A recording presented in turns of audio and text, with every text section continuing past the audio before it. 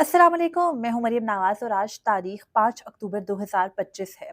इमरान खान के मुकदमात में उनको सज़ाएँ देने वाले और उनके खिलाफ और उनके फ़ेवर में फ़ैसले देने वाले जजेस के साथ अलग-अलग सलूक रवा रखा गया है। डिस्ट्रिक्ट जुडिशरी जो कि इस्लामाबाद की है, वहाँ से जिस-जिस जज ने इमरान खान को सज़ा सुनाई, उनको नवाज़ा गया। जिन-जिन ने सज़ा सुनाने से इनकार किया गया, आज वो मुल्क के उन कोनों में बैठे हैं कि जहाँ से शायद उनको वो किस किस्म की अदालतें जो है वो वहाँ पर देख रहे हैं, किस तरीके से मुकदमात निपटा रहे हैं, ये भी किसी को खबर नहीं मिलती। तो ये खबर जो है वो आपके सामने रखूँगी कि कौन-कौन से जजेस जो हैं, अब तक इमरान खान के मुकदमात में सज़ाएँ सुना चुके हैं और उनको कहाँ-कहाँ भेजा गया या नवाज़ा गया। दूसरा, हम बात करेंगे कि एस्टेब्लिशमेंट के तर्जुमान को बाकायदा सहाफ़ियों को बुला करके, सीनियर एंकर पर्सन्स को बुला करके तमाम तर मामलात पर ब्रीफिंग देना क्यों पड़ गई? क्योंकि वैसे तो सब कुछ चल रहा था, बहुत सारे मामलात पर तनकीद हो रही थी, फ़लस्तीन के मामले पर तनकीद हो रही थी, अमेरिका के साथ होने वाली डील पर जो है वो तनकीद हो रही थी। सब मामलात पर बुला करके एस्टेब्लिशमेंट ने सहाफ़ियों को, जो बड़े एंकर्स हैं, उन सबको जो है वो एतमाद में लेने की कोशिश की है और वहाँ से जो कुछ सुन के आया गया, आज हमें वो मुख्तलिफ़ खबरों की सूरत टीवी चैनल्स पर चलता भी नज़र आया है। तो इसकी तफ़सीलात क्या हैं, ये भी आपको बताऊँगी और उसके अलावा ये कि इस्लामाबाद हाई कोर्ट के जज जस्टिस तारिक महमूद जहांगीरी को रिलीफ मिलने के इम्कानात मुकम्मल तौर पर रोशन हो चुके हैं। सुप्रीम कोर्ट से एक मुदल्लल फैसला आने के बाद अब ये लगता है कि जज साहब को कोई खतरा बाकी नहीं रहा। इस दावे के पीछे क्या हकीकत है, ये भी हम बात करते हैं इस वीडियो की सूरत में। तो गुफ्तगू का आगाज़ करते हैं सबसे पहले ये कि आपको याद होगा कि पिछले साल दिसंबर में जब सिविलियंस के फ़ौजी अदालतों में ट्रायल से मुतालिक मामला बड़ा ज़ेर बहस था और आईनी बेंच को जो है ये मुकदमा गया था और बड़ी जो है ना वो तेज़ रफ़्तारी से जो सिविलियंस के खिलाफ फ़ौजी अदालतों में मुकदमात हैं उनको निपटा दिया गया था। सिर्फ़ सज़ाएँ नहीं सुनाई जा रही थी, तो उसके लिए भी जो है वो स्टे उठाने के का सवाल कर रहे थे और कह रहे थे कि सुप्रीम कोर्ट अगर इजाज़त दे तो हम इनको सज़ाएँ सुना दें। फिर सुप्रीम कोर्ट के आईनी बेंच ने बैठ कर के स्टे उठा दिया पिछले साल दिसंबर में। उसी अरसे में फ़ौज ने सिविलियंस के फ़ौजी अदालतों में ट्रायल से मुतालिक एक बयानिया ये दिया कि वो जो साबिक डीजी आईएसआई है जनरल फैज़ हमीद, उनको भी जो है वो कोर्ट मार्शल कर रहे हैं और उनसे तमाम तर फ़ौजी एतज़ाज़ात ले लिए गए हैं और अब उनको भी जल्द जो है वो सज़ा सुनाई जाएगी और बताया ये गया कि फ़ौज जो है वो अपनी इंटरनल जो एहतसाब है, अकाउंटेबिलिटी है, खुद एहतसाबी की, उसके ऊपर कायम है और बड़े लंबे-लंबे एलामिये आया करते थे जिसमें बताया जाता था कि कितना अमल पैरा है हमारी एजेंसियाँ अपने अंदरूनी एहतसाब के मामले पर। लेकिन पिछले साल दिसंबर से इस साल अक्टूबर में हम बैठे हैं। एक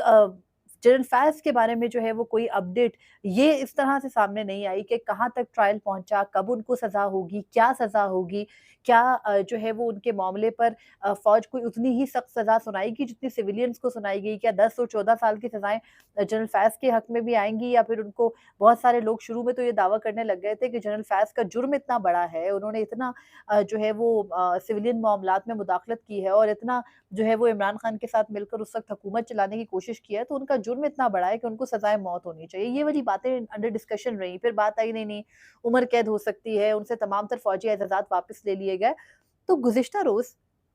बहुत सारे सहाफ़ियों को मिलाकर को बुलाकर जो है वो एस्टेब्लिशमेंट के जो तर्जुमान हैं, यानी पाक फ़ौज के तर्जुमान हैं, अ,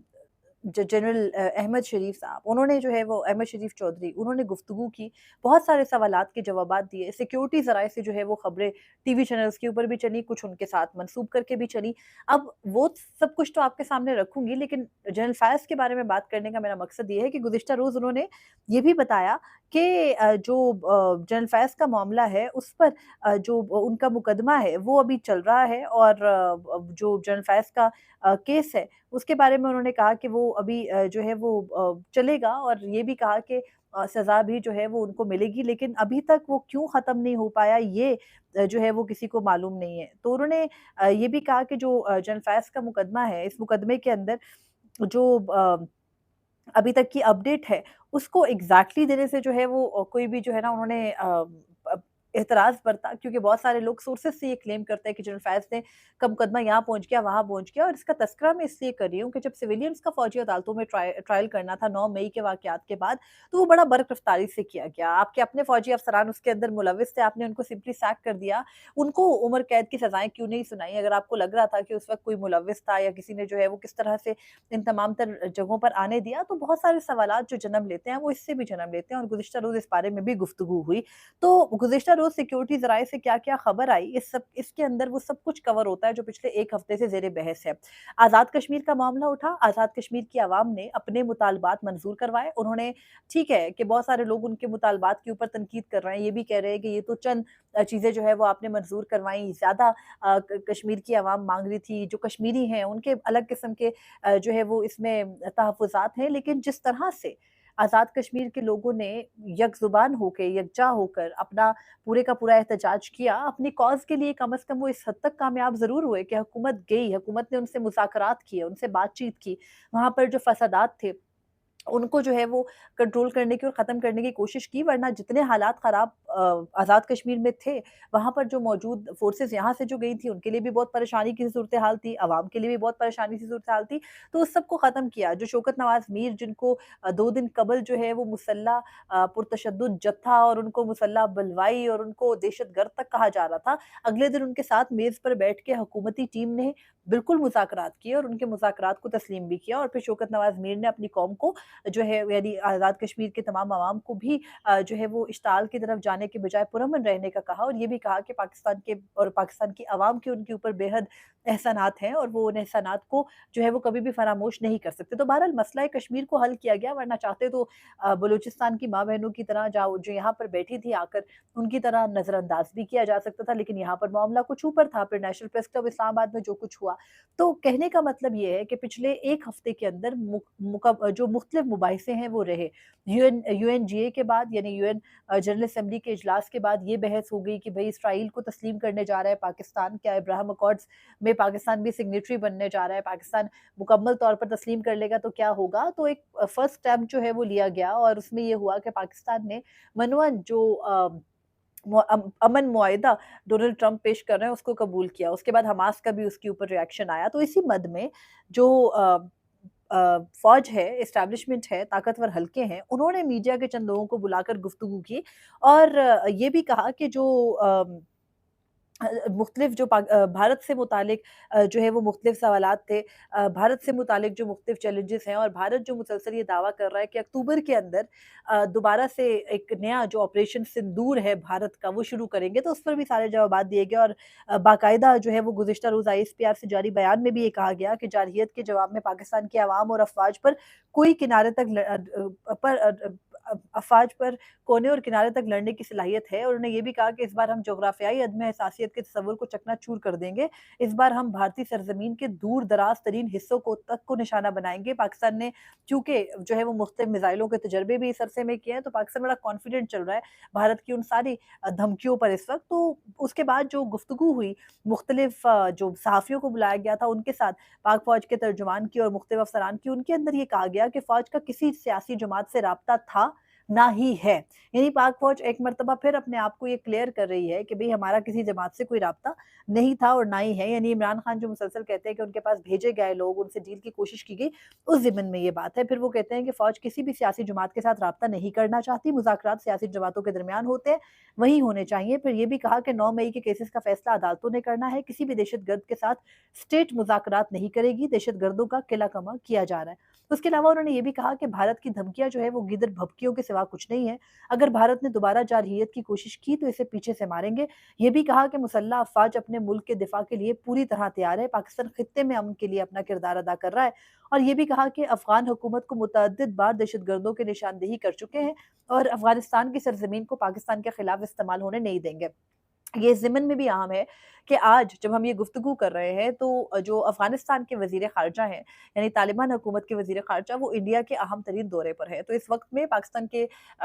मुख्तलिफ जो है वो नामवर सहाफ़ियों को बुलाकर इस किस्म की गुफ्तगू करने का मकसद अपना मौक़िफ़ ऑलरेडी पेश करना भी था। उसके अलावा ये भी कहा कि मारिका-ए-हक़ के बाद भारत ने अपने दिफ़ाई अख़राजात बढ़ा दिए हैं। सिक्योरिटी ज़राए से ये खबर चली और कहा कि उस खबर में ये भी कहा गया है कि भारत की तबीयत दोबारा ठीक करनी पड़ी तो कर देंगे। फिर ये भी कहा कि फ़लस्तीन और कश्मीर पर पाकिस्तान का मौक़िफ़ मौक़िफ़ बड़ा वाज़ेह है। यानी जो पिछले हफ़्ते सारी बहस-मुबाहिसा चलता रहा, उससे मुतालिक ये कहा गया और ये भी कहा गया कि इसराइल से मुतालिक पाकिस्तान का मौक़िफ़ कभी तब्दील नहीं हो सकता। इसराइल से मुतालिक हमारी सोच सबको मालूम है, ये एस्टेब्लिशमेंट का दावा है और वो कहते हैं कि गज़ा में ज़ुल्म, बर्बरियत और नस्लकुशी फ़ौरी तौर पर रोकी जाए। जनरल फ़ैज़ हमीद के खिलाफ जो मैंने आपको शुरू में बताया कि ये कहा कि जनरल फ़ैज़ हमीद के खिलाफ फ़ील्ड जनरल कोर्ट मार्शल की कार्रवाई जारी है। कोर्ट मार्शल के दौरान तमाम कानूनी तकाज़ों को मलहूज़ खातिर रखा जा रहा है। लंबा प्रोसेस होता है कि इसमें डिफेंडेंट को तमाम लीगल राइट दिए जाते हैं और फिर ये भी कहा गया कि आज़ाद कश्मीर की सूरत-ए-हाल का क्रेडिट सियासी क़यादत को जाता है और ज़ाहिर-सी बात है, बिगाड़ने का क्रेडिट किसको जाता है और फिर सुधारने का किसको जाता है, ये बात तो बिल्कुल क्लियर है आज़ाद कश्मीर में। फिर उन्होंने जो है वो सिक्योरिटी ज़राए ने ये भी कहा कि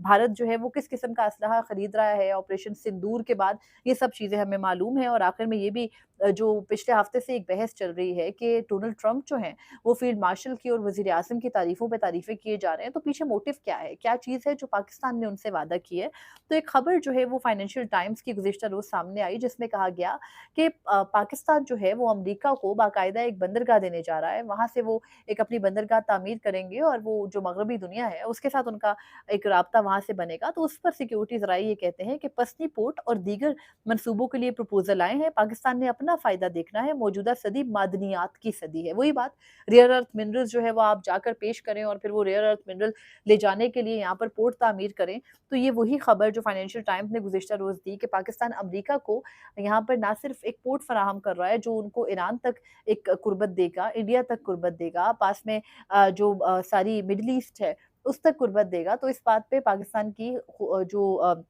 सबसे ताकतवर जो है ना वो हल्के हैं, वो सहाफ़ियों से गुफ्तगू में गुज़िश्ता रोज़ ये कह चुके हैं कि हमारे पास इस चीज़ का प्रपोज़ल मौजूद है, जबकि फाइनेंशियल टाइम्स का ये कहना है कि ये अप्रूवल जो है वो हो चुका है, बस कुछ चीज़ें जो हैं वो इसके अंदर पेंडिंग हैं। बहरहाल वो ये कहते हैं कि जो आलमी कंपनियाँ पाकिस्तान में धातु और मिनरल्स की दरियाफ़्त में दिलचस्पी रखती हैं, तो इसलिए जो है वो चूँकि अब ये ज़माना धातुओं और मिनरल्स का है, तो इस मामले को देखा जाएगा। उसके अलावा पाकिस्तान के सऊदी अरब के साथ दिफ़ाई मुआहदे का तज़किरा भी आया कि वो इंतहाई जो अहमियत है उसका हामिल है और ये भी कहा गया कि सिक्योरिटी फ़ोर्सेस जो हैं वो नेशनल एक्शन प्लान पर अमल दरामद कर रही हैं। अब जब ये सारी बातें हो गई, ये सारी गुफ्तगू हो गई, तो कुछ चीज़ें जो बिल्कुल क्लियर हो गई वो ये है कि नंबर 1 हम अमेरिका के साथ कुछ चीज़ें तय कर चुके हैं। हम उनको अपने मुल्क के अंदर बहुत सारी जगहों तक रसाई देने जा रहे हैं। हम अपने मुल्क के अंदर उनके लिए बाकायदा एक पोर्ट भी तैयार करने जा रहे हैं, प्रपोज़ल हमारे पास है, हमने कुछ तो वादा किया है कि जिसकी वजह से वो हम पे इतने मेहरबान हैं। सेकंडली फ़लस्तीन के मामले पर अभी एक इनिशियल स्टेप है, सऊदीया के साथ मिलकर होगा, सऊदीया के साथ जो दिफ़ाई मुआहदा हमारा सऊदी अरब के साथ हो चुका, उसके बाद जिस तरह से सऊदी अरब चलेगा, उसी तरह से पाकिस्तान भी चलेगा। लेकिन इस सारे ज़िमन में जो भी हम गुफ्तगू कर रहे हैं, इस सब के लिए एक चीज़ जो बड़ी कलीदी और बड़ी बुनियादी है, वो ये है कि पाकिस्तान के अंदर बुनियादी तौर पर यानी बुनियाद जो है आपकी, वो कितनी अहम है।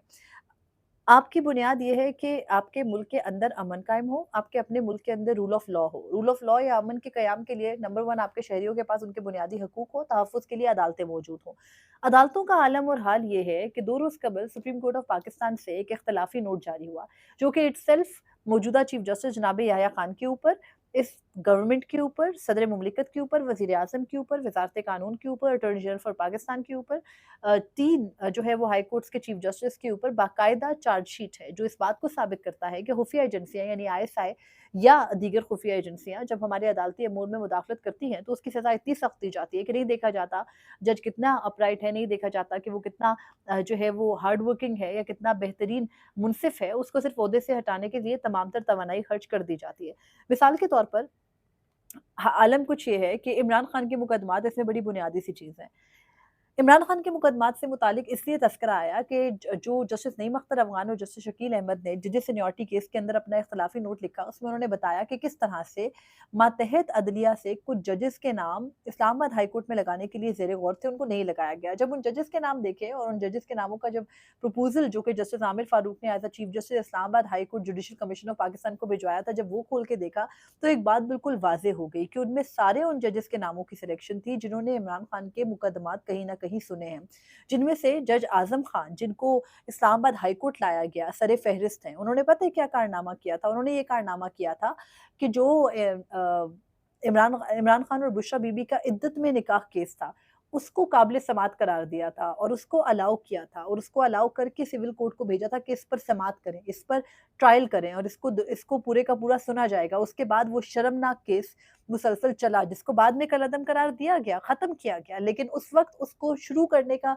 जो एक जज साहब जो है वो ज़रिया बने थे, उनका नाम आज़म खान है, जो कि इस वक़्त इस्लामाबाद हाई कोर्ट के एडिशनल जज हैं। उसके अलावा दीगर जज साहिबान जिनको इस्लामाबाद हाई कोर्ट में तैनात नहीं किया गया, उनमें जज जवाद अब्बास हैं। जज जवाद अब्बास के बारे में ये कहते हैं कि वो जो है वो नॉमिनी थे जस्टिस आमिर फारूक के, और उन्होंने खुद जुडिशियल कमीशन में उनके लिए वोट नहीं किया, क्योंकि जज जवाद अब्बास के ऊपर ये इल्ज़ाम है कि उनको इमरान खान के मुकदमात में, जब इमरान खान की गिरफ्तारी भी 9 मई से पहले हुई थी, उनको कुछ अहकामात दिए गए थे जिन पर उन्होंने अमल दरामद नहीं किया। इसी तरह जैसे मैंने आगाज़ में तज़किरा किया, इमरान खान के मुकदमात सुनने वाले इस्लामाबाद के सीनियर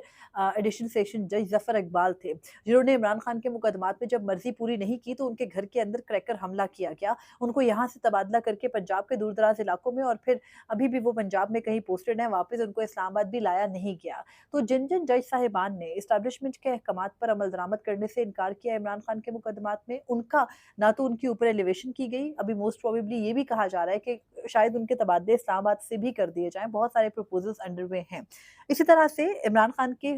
जो एक और नाम था, जिनको इस्लामाबाद हाई कोर्ट में मुकर्रर करने के लिए जज ज़ेर-ए-ग़ौर नाम जिनका आया था जुडिशियल कमीशन ऑफ पाकिस्तान में 17 जनवरी 2025 को, उनमें से एक नाम जज शाहरुख अर्जुमन थे, जो कि इमरान खान के मौजूदा तोशाखाना 2 मुकदमे के समाअत करें, जिसकी समाअत जो है वो ग़ालिबन रवां जो अब कल से शुरू होने वाला अदालती हफ़्ता है, इसके अंदर मुकम्मल होगी और इमरान खान को एक मर्तबा फिर सज़ा सुनाई जानी है। और बहुत सारे लोग कहते हैं कि इमरान खान को इस तोशाखाना 2 मुकदमे में, जिसमें उनके ऊपर सिर्फ़ इल्ज़ाम ये है कि उन्होंने कीमत कम अदा की कीमत अदा, एक सेट उनको मिला बुल्गारी का सऊदी अरब से, उसकी कीमत उन्होंने अदा की, लेकिन चूँकि कम की तो वो कौमी ख़ज़ाने से जो है वो चोरी के मुतरादिफ है, और इसमें इमरान खान को उम्र कैद या सज़ाए मौत तो ख़ैर नहीं, उम्र कैद की सज़ा हो सकती है, या सिविल जो भी 7 या 10 साल की सज़ा हो सकती है। उसके बाद